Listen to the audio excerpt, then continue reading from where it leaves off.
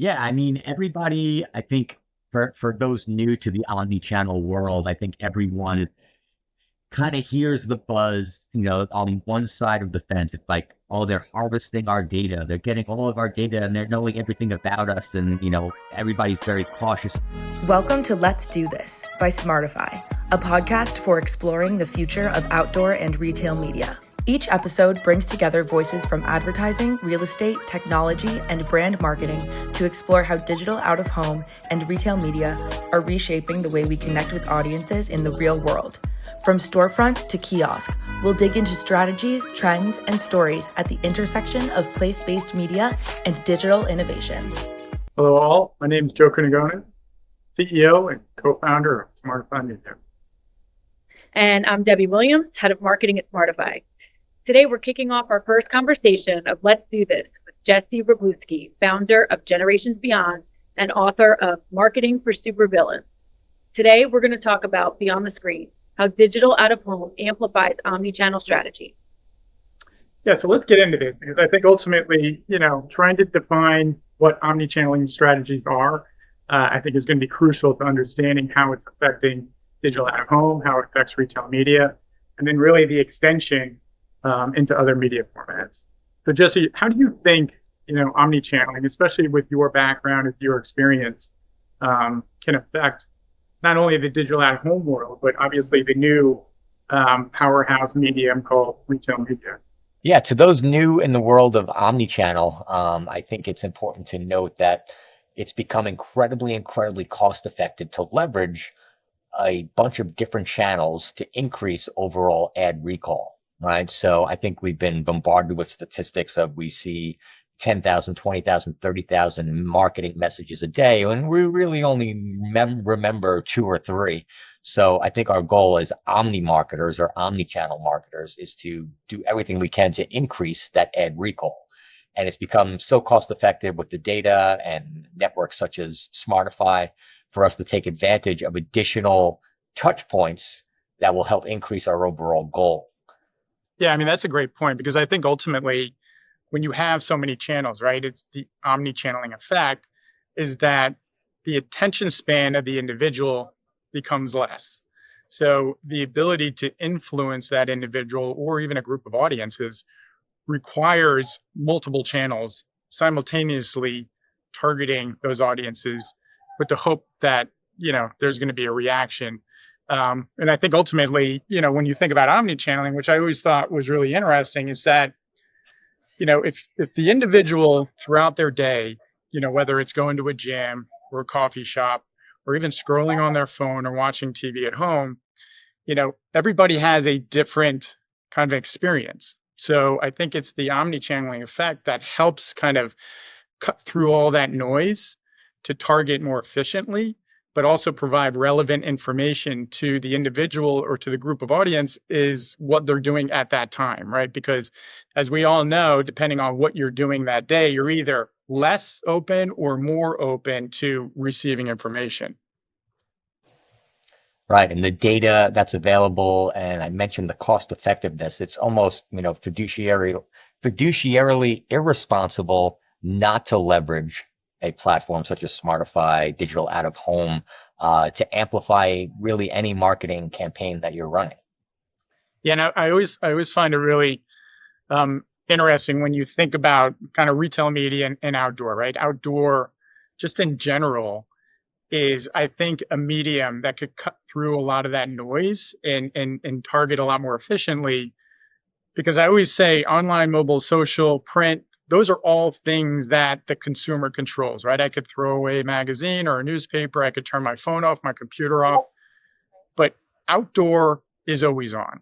And I think that's one of the benefits to utilizing not only digital out of home, but now retail media, because it ties itself to that customer journey outside your house, right? You could scroll and you could go through your computer in terms of looking for products and information. But when you're out and about, you're not only outside your house, but you're experiencing life in its truest form. And that, I think, opens the door to the possibility of influence marketing, which ultimately that's what digital out of home and retail media is.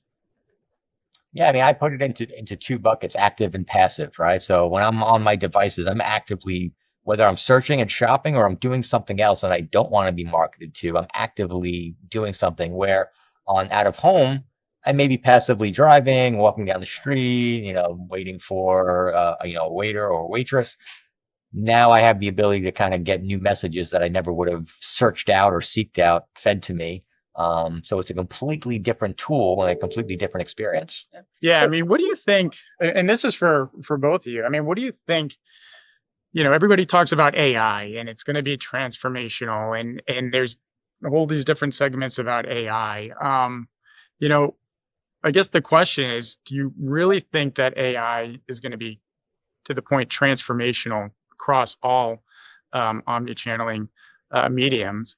I mean, I personally think it will be, and I'll explain that a little more. But I just want to kind of get your thoughts in terms of how do you think AI is going to be relative to this? Sure. I mean, Deb, you want to jump in? You've Sure. been That's okay. a little quiet. That's okay. So I think it's going to be important, and what to me, especially as a marketer, one of the most important things for omnichannel and just marketing as a whole is context, right? And so what AI capabilities are going to enable brands and companies to do is leverage that type of in the moment context to where the person is in their environment, whether that's they're in a different location, so their mobile device pings where they are, whether they're in an out-of-home context where AI then can use weather alerts, they can use the type of environment they're in, changes to that environment, or diving into that message, depending on online different relevant situations they might be in the day, or whatever they just saw, whatever they're looking for, tailoring that message to if then scenarios and making the most relevantly contextual to their format and channel. Yeah. Yeah. I mean, those are great points, because I think ultimately AI is moving so fast where originally it was great. I'm going to ask AI a question and hopefully I'm going to get the right answer. But I think, there's this progression to how efficient and usable AI will be. And I think, when you get to agentic AI, which is the ability to create multiple specific agents around curated information, and then they all start feeding each other, that's where I think the transformation is going to come from. I mean, we've been really focused on trying to understand kind of how agents and AI agents can be utilized in a way that creates efficiency, not only across mediums, but across the media planning world, in terms of getting the information immediately so that you can act upon that information. Right. That's what I say. I think like AI will soon be at the center of media planning, where, the AI agent can allow brands to define audience parameters more precisely. So think of urban moms who recently bought milk in Brooklyn, and then suddenly campaigns can be deployed dynamically to target those people in the environment in which they're at. So it's about, intelligence layered into physical media for the first time. Yeah, definitely. So Jesse, in your agency, I mean, how do you think, how are you guys utilizing AI to kind of streamline a lot of your processes around targeting? Yeah, I mean, as far as efficiency goes, we're using all the standard tools, and we're tinkering, and we're trying to stay on the cutting edge. Like you said, everything moves very fast. As far as kind of forecasting the future of our business, my eye is really not so much. Everyone's worried about content creation, right? If it's so easy to create content, what happens to content creators? I'm really keeping my eye on content consumption, right? So about in 2012, there was something noted on the scale of humanity that happened that never happened before in the history of humanity. And that was people were completely willing to pay more for less of something. And that was curated television channels, right? So I'm willing to pay $10 for a streaming service that curates all the stuff that I'm into, as opposed to paying $100 for 250 channels from my cable company, right? So you keep along that path, along that timeline, and when content becomes so easy to get created, we're just going to get more and more bombarded as individuals, and people trying to vie for our attention. So what does the future of content consumption look like, where there's just so much content out there and everyone's trying to, bam, bam, bam, bam, try to get our attention? That's where, Joe, I think your idea comes in as these curated agents. How do we curate a experience for each individual prospect, and how do we get our messages across in an incredibly noisy environment? So that's kind of what I'm keeping my eye on. Yeah, no, I mean, you're exactly right. Because I think, we deal with digital signage, right? So is screen fatigue real? I mean, obviously we saw screen fatigue during COVID and, phones and screens and things like that. But is the fatigue different in the out-of-home space and the outdoor space versus your personal space? And then when you say, is there content fatigue? What I mean by that is, I obviously, watch CTV and I think some of the channels that has advertising on it. And it's so annoying when you have a commercial that plays consistently 4 times in a row.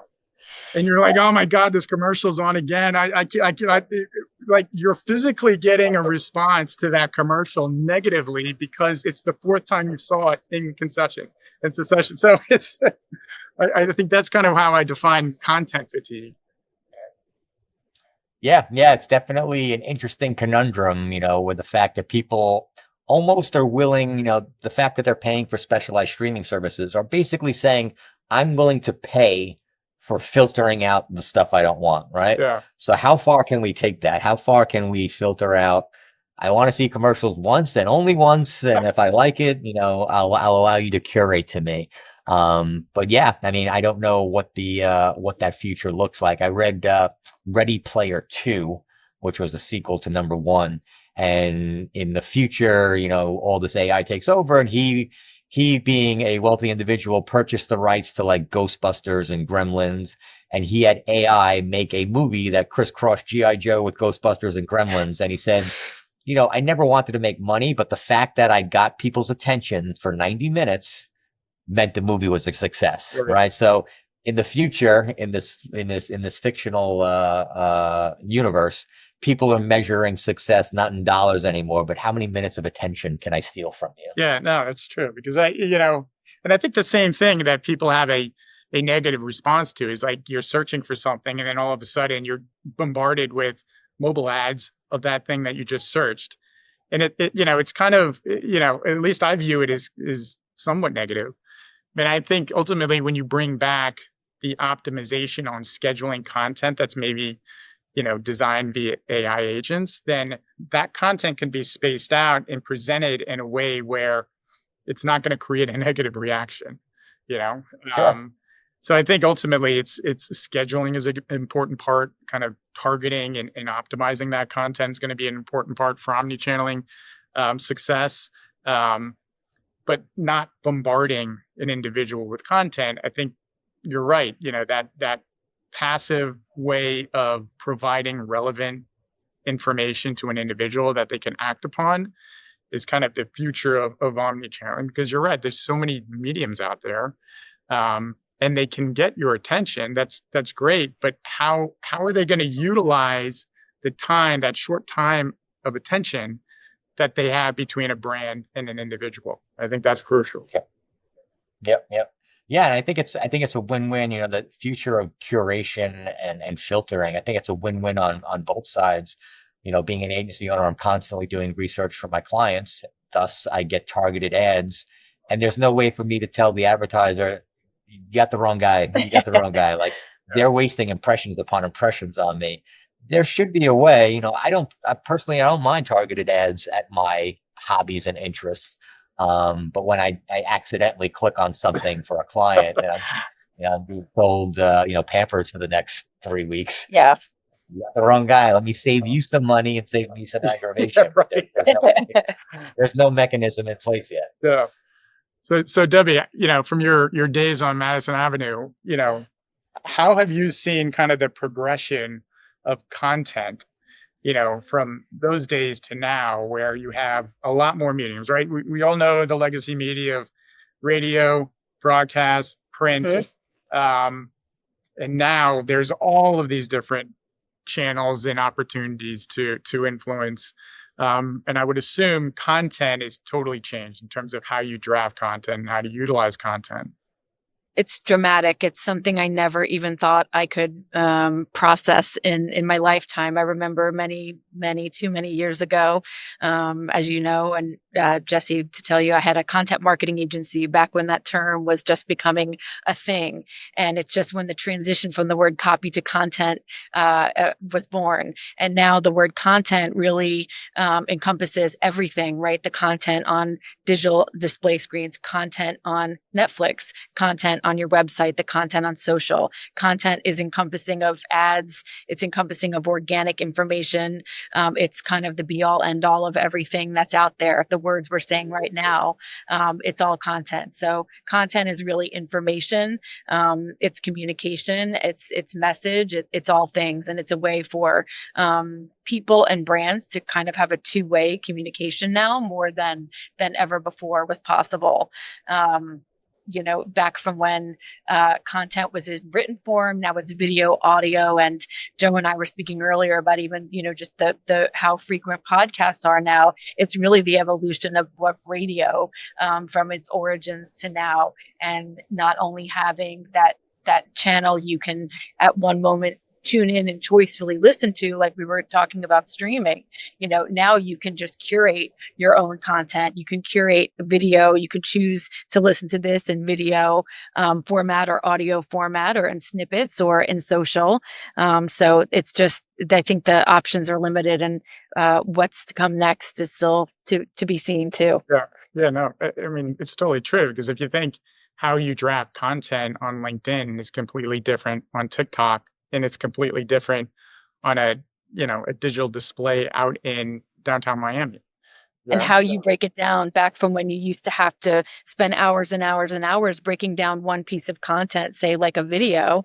I knew where it would, I remember when it took days to do something like that and break it into social posts and blog posts. And now there's tools built in that could do it for you. So that is where, AI is a marketer's best friend in many ways, because it can be done. The technology enables it to be done really quickly.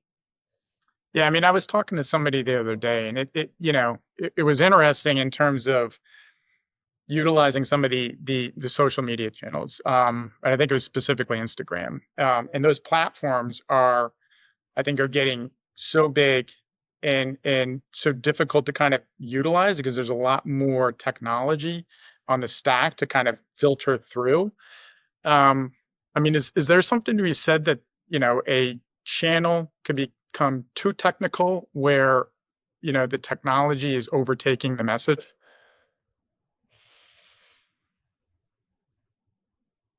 Yeah, that's a thinker, right? Yeah, that's a thinker. Do you have any example as to? So I think it's it was very streamlined in terms of how you target specific audiences online. And now there's so many options that I think ultimately it's like, well, am I targeting the right person? Because now there's this option, but there's 20 sub options, and I think that's kind of where AI is right now, is that eventually it's going to be very technical. And you're going to have to pick the specific agent to target that specific agent, but you're going to have to go through all these different agents to better understand, different types of targeting audience metrics. But then the other thing too is that, like I've always been fascinated with big data, and I always explain big data when, it kind of hit the scenes, years and years ago, which was, nobody has a complete pie of data. I always say it's Swiss cheese with holes. Now those holes are getting smaller and smaller, but AI seems very similar to that. And obviously, all of the data ingestion that you have to put into an agent or into an AI function, is either good or bad data. And if you have bad data, you're going to have bad results. So I think ultimately this kind of ducktails back to, how do you ingest really good data, audience targeting data specifically, and then utilize those tools so that eventually it's usable data sets versus bad data that's targeting audiences that you don't want to target. Yeah, I mean, I think if you allow me to vent as a straight marketer here, I think I think Meta, they utilize and they give me the ability to access that data wonderfully. Every single thing that every other aspect of their ad platform is completely convoluted. It is the worst thing I've ever used. I can get to the audience, but everything else is terrible. It's the worst platform I've ever used. So yes, I believe they're changing the tires while the car is going. And I don't know if they have I don't know if they have an end goal in sight, and now integrating AI with Zuckerberg's headhunting that he's doing from OpenAI. I think, Expensive head. yeah, I think they just have their foot on the gas and they're just patching and patching and patching it. I despise the Meta platform. So yes, Joe, it can get too technologically, if you want to call it that, convoluted for its own good. Yeah, I think also kind of when we talk about omnichannel, obviously we know the mediums. But in your opinion, what do you think the next big medium is? And it might be an offshoot of existing mediums. And I have an answer to that, but I want to hear kind of what you think in terms of where do you think the dollars are going to start funneling into existing mediums or new mediums that haven't been thought of yet? Yes, I mean, I think just from my own gut, and this is a little, probably another 10, 15 years out, so allow me to imagine a little bit. So I think as individuals, like social media platforms are becoming more and more like TV networks, right? They are catering to the big players, the big influencers, people with the big followers, almost like a network television. And the guys like us, the individuals, have no ability to get our voices heard anymore. If you're a regular poster, you probably see your engagement going down, down, down, down, down, because basically social media doesn't need you anymore. When they started, they were like, join, post, invite your friends, post your baby pics, get your grandparents online. Now Facebook doesn't care. They want to feed Joe and Debbie the things that get them most engaged, which kind of leaves us, the individuals, our legitimate messages that we want to get seen by our friends and family get overlooked by the algorithm. So I would foresee a gap in the market where there's a social media platform that's strictly for people, right? It's a homegrown, you want to post pictures of your grandchildren, I guarantee everyone in your friends list is going to see those pictures and kind of keep out the big shows, the big, viral videos. Yeah. Get your, create this network where you kind of, you can get your message seen by the people that actually you're friends with and follow. And there may be an opportunity there for actual authentic messaging to real people. Yeah, no, That's my soul. that's really, it's interesting because it's like, again, it comes full circle. So you think about broadcast, there was only a handful of channels, and then they grew to more channels, and then they had cable, and then you had CTV. So and then you have access to hundreds of channels, and you think social media will kind of follow that path. Yeah, that's interesting. I mean, I think, kind of going back to kind of the outdoor space, which is, the crazy thing about the outdoor space, I've been in this industry, God, almost 28 years. And, it hasn't really grown in terms of the technology and the functionality until recently. And I'm just talking about maybe the past 8 years. And I think because it's like the oldest medium in the world, back to the days of posting something on the side of the rock for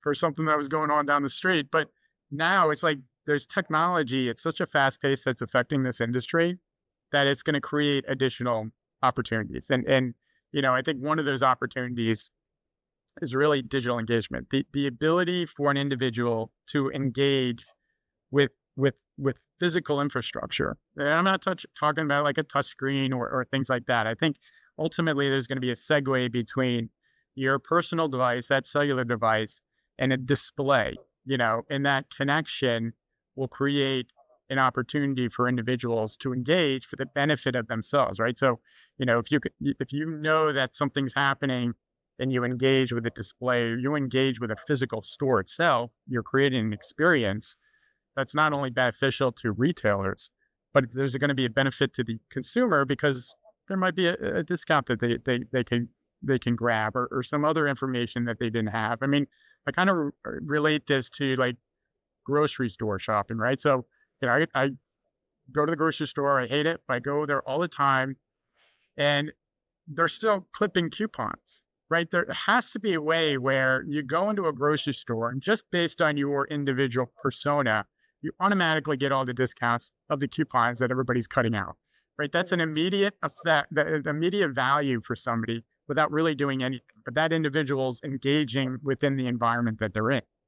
So I think ultimately that there's a lot of opportunity for digital engagement in the out-of-home space. Yeah, some brands are trying that in their apps already, but it still takes a manual effort. They'll curate coupons for you and send them to you, but it's still not that effective. And I definitely think there's a better way. Yeah, I think it comes back to experience, right? I think all of us want to have a good experience. If we have to go to a grocery store, which is kind of like a chore, we want to have a good experience at a grocery store or a gym or a hotel or, a concert. And I think there is a huge opportunity in that space when you kind of leave your house and you experience the world. What kind of experiences can I get that actually results in a benefit to me? That's I was wondering. Topic. Yeah, no, that could be its own. We should have a whole podcast about it. Yeah. Well, I'm thinking too, now versus the future, where do you love to hear both of your thoughts on like where you think the digital out of home space will be in the next, I'll say 5 years? Wow. As part of this bigger omnichannel strategy that every brand has to focus on. Yeah, I think, it's all the media operators that operate in the out of home space, I think have an ultimate responsibility first to try to standardize this medium to bring in new ad demand. Because I think ultimately, digital, in my opinion, is maybe only 5% built out in the physical world. I think everything is kind of converting over to digital. And with that, you have infrastructure and you have, a big team that has to manage things. I mean, the great thing about displays is they're getting smarter and better every single year. And I think ultimately, Windows, infrastructure, there is a blank canvas out there that can be digitized, and it doesn't have to be just ads. I always talk about kind of, the digital media experience that provides artwork and provides relevant content and on-premise content and paid media content, so that it brings somebody's day up or it provides relevant information for a consumer while they're on their daily journey, whether that's to work, to home, to going to a concert, sports game, the gym. I mean, I think ultimately, digital signage can be used as a public benefit, not only from municipalities and city organizations with emergency messaging, but I think ultimately that content has to be curated to kind of match up with the audience. And it has to be dynamic, right? Because an audience at 6 a.m. is completely different than noon and completely different than 6 p.m. So I think ultimately it's going to come down to providing really good infrastructure on the digital signage, but then providing a digital experience that's actually relevant to the audience in real time. Yeah, I mean, I'm not bogged down with the infrastructure questions like Joe is. So I am just counting on Joe in the next 5 years to usher us into Blade Runner. Right? I want holograms selling me things. I want displays with no screen, just floating in midair. I want that whole cyberpunk aesthetic. So you got your work cut out for you, Joe. I'm here to welcome it. We'll deliver it. Well. Oh, this has been so great. Jesse, thank you so much for joining us today in our first foray into this adventure. We absolutely loved having you, and I'm sure we'll talk again real soon. Yeah, Jesse, thanks. Debbie, thanks. Thanks for tuning in to Let's Do This by Smartify. To learn more, visit us at smartifymedia.com and follow us on social media. Don't forget to subscribe to Let's Do This on Spotify or wherever you get your podcasts. We'll see you next time.